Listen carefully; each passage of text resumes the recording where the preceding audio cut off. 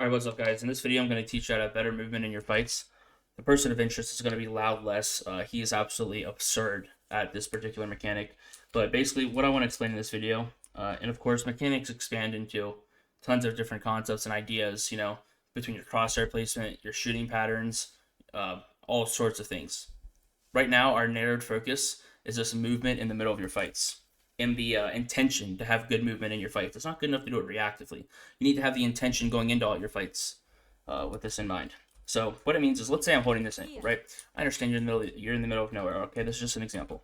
But let's say you're holding this ankle. It's the idea that you're going to go for this kill, and then move a little bit, and then shoot again. It's the idea that you're not necessarily committed to this fight, right? In some cases, you might be committed, for sure, Maybe you're just going for a one tap and getting off the ankle. But in this case, you're not. What you're going to do is you're going to be holding this ankle, shooting, and then now when this person swings, obviously they're going to stop moving. And when they stop moving to line up their shot, you already want to be leaving this exact position. So you shoot your bullet, and then you want to instantly be leaving. And what you're doing is you're abusing the fact that this person just stopped. Like, this is what this guy's screen looks like. He's going to come out, line up a shot, and move, and then shoot. But then you're going to be moving here. By the time you're shooting at wherever he was, you're standing still, and you're insta-dead. So we're going to look at some of the bosses in the range and talk about how this can be utilized in game. Then we're going to look at some examples from less. Let's say we're peeking this guy, right? Even if you're peeking an angle, let's just look at how that could look like. So maybe it's like this. Maybe you have really bad crosshair placement. So you peek like this. It's the idea you do something like that. You wouldn't go like this. Here's what you don't want to do. Go out here. Like, that even looks wrong, right? Like, all of you can tell it looks wrong. It's all about implementing this in all of your fights, not just the obvious situations, right? So, again, let's say, go to the sage wall here, you go to peek, you have bad crosshair placement. It's the idea that you do that.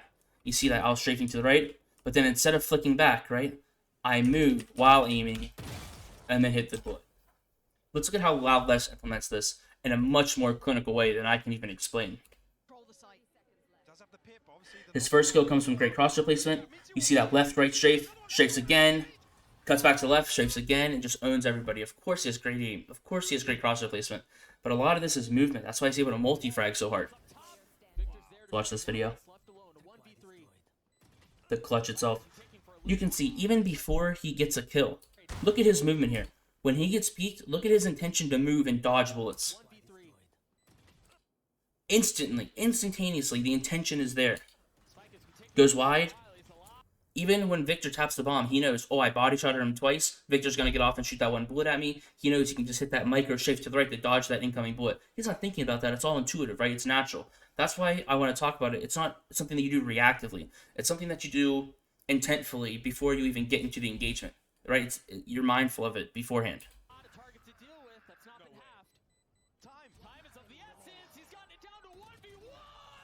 You can just see that little wobble strafe that he does. It makes this guy absolutely unkillable. I would recommend you guys going into TDM deathmatches and really adding this to your game and make sure you're doing this properly. Not just in the obvious situations, not just in TDM, but apply it to every situation in the game, because the more situations you can apply it to, the better you're going to be. That's what separates everyone, okay? It's not just the knowledge that this exists. Almost everyone knows to some extent this exists. It's about the application of that knowledge. You got to apply it to your games. You got to apply it to every situation. Anyways, guys, hope you guys enjoyed this video. Join my coaching Discord if you want to know more about this stuff.